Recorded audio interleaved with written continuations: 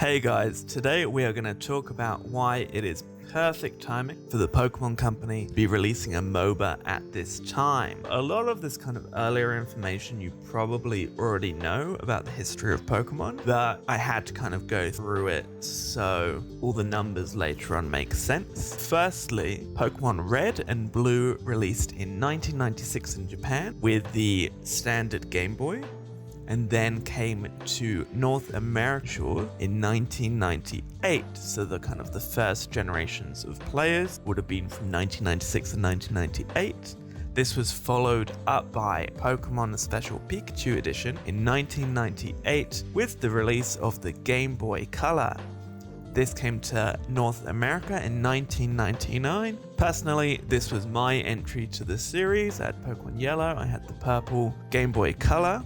A lot of Pokemon fans would have come from these original games, 1998, 1999. So I started to build this timeline of when the games released so we can kind of extrapolate some information from there. I thought back to the original games from 1998, 1999.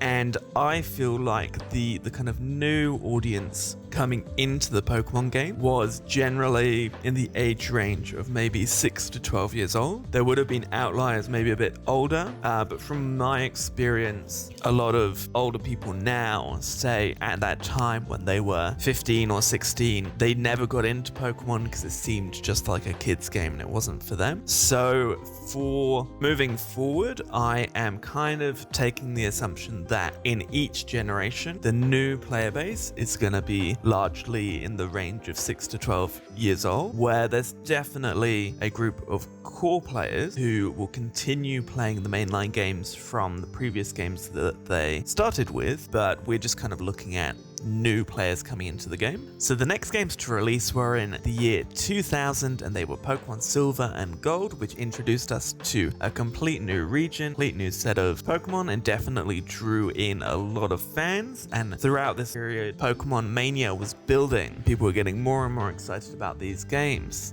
These games were rapidly followed by Pokemon Crystal in 2001. I also got Silver and Crystal on my Game Boy Advance, as I imagine many others did. So moving forward, I jumped forward in the timeline as we can kind of skim through a lot of this information. So Ruby and Sapphire came out in 2002, and they were followed by Pokemon Emerald in 2004. Then we got Pearl and Diamond in 2006, which was followed by Platinum in 2008. We got Pokemon Black and White 2010, followed by Black and White 2 in 2012. And then in 2013 we got X and Y. 2016 we got Sun and Moon. And then 2019 Sword and Shield. So based on the new players coming into the game being in that range of 6 to 12 years old, I looked back at when each game released and worked out how old those new players would be now. So for the original players from Red and Blue in Japan, they would now be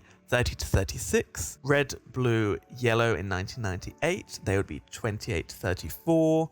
Pokemon Yellow in North America in 1999, they would be 27 to 33. Gold and Silver in 2000, those players would now be 26 to 32. Pokemon Crystal 2001, those players are going to be 25 to 31. Ruby and Sapphire from 2002, those players are going to be 24 to 30. Emerald 2004, they're going to be 22 to 28. Pearl and Diamond 2006, they're going to be 20 to 26. Platinum in 2008, they would be 18 to 24.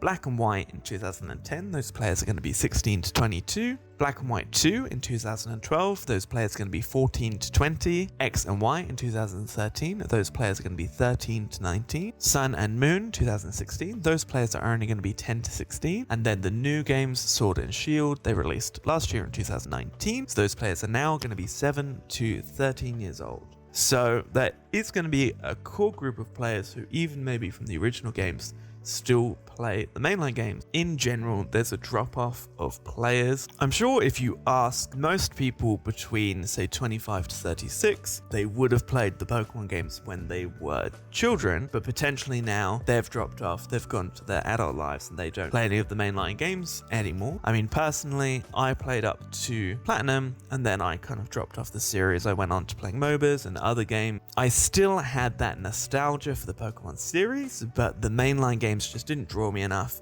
and I was at an age where I just wasn't getting those consoles anymore, so getting those games just didn't make sense to me anymore. So looking at these numbers, the Pokemon Company surely wants to get back those players who used to be fans of the Pokemon series, and ideally if they can get them back, they're getting monetization back from that audience they've lost.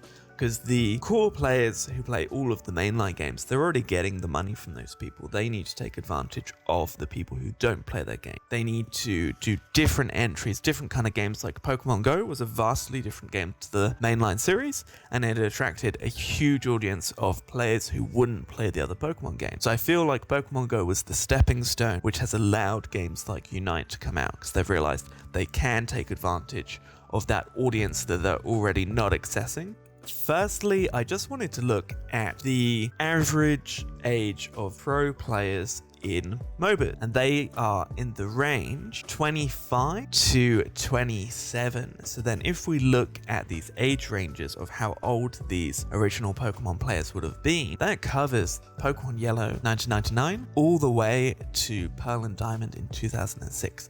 So that's a huge kind of range of players who potentially dropped off after a couple of years, who still likely hold that nostalgia and they can draw back. And the MOBA market is huge if they can capitalize on those players who potentially they feel a bit jaded and a bit over the old MOBAs. So it's a fresh new MOBA for them, and they get the nostalgia from the Pokemon series. I looked at these statistics of the average age of MOBA players, and 80% of MOBA players fall in the range of 16 to over 40. So this covers virtually all of the mainline game. All of these players also cross over with the players who are playing MOBAs. So they have this huge audience who are interested in MOBAs, who also are interested in Pokemon. I then looked at the average age of Pokemon Go players. Pokemon Go attracted a lot of people who wouldn't necessarily play the mainline games, so it's a good example of what kind of age range was attracted still into a Pokemon game, but kind of a different type of Pokemon game. And over 50% players are within the 18 to 28 range, and this covers all the way back to the Pokemon Red and Blue days in North America in 1998, all the way through to 2013, X and Y. That's a huge amount of people. And then also, I just added on here, a further 30% of players are in that age range up to 36. So from looking at Pokemon Go, they've managed to capture all of these old Pokemon players back into the game, potentially lost from the mainline series. So it's going to be in their best interest to just draw these people back into the game. So next, I just wanted to look at, see how many players these games are drawing. So this article I was looking at was from 2019, so a lot of the statistics are from 2018, but you can see there's this game MX Strike, which I've never heard of, but it was drawing 196.7 daily players.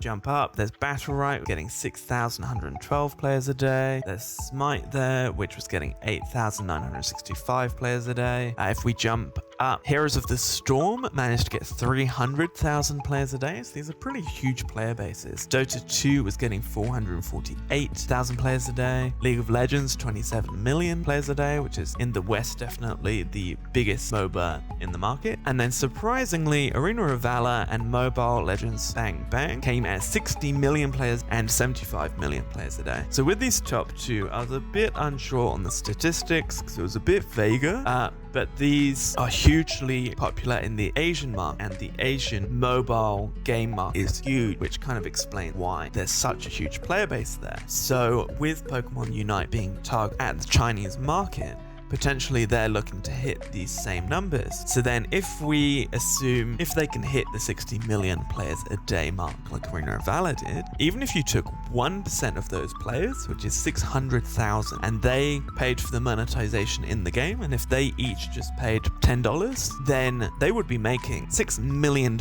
And realistically, more than 1% of players are going to be paying into the game. And I mean, I definitely would pay monetization, because if this was a $60 game, I would probably still pay for it. So I'm happy to drop money into the game. So the potential for them to make money off this property is fairly high. Sure, they have crunch numbers, they're capitalizing, they know they have the right age range players who are interested. From Pokemon Go is illustrated to them, they can draw back these players who've dropped off the mainline game, because they don't need to attract the mainline game players, because they are just going to move on to the next Pokemon game. All the core players, they know they already get that money, so they need to target people outside of that area. So the stars have aligned and they are bringing us Pokemon Unite. Perfect timing in my opinion, and I'm sure in a year's time when the game releases, there's going to be a huge audience. As long as they get everything right, play the cards right, they get the monetization in the game right. One thing that does worry me is the stamina system, as it kind of annoys me a bit in Masters, and if it's the same way, if they're annoying players, they're going to lose that player base.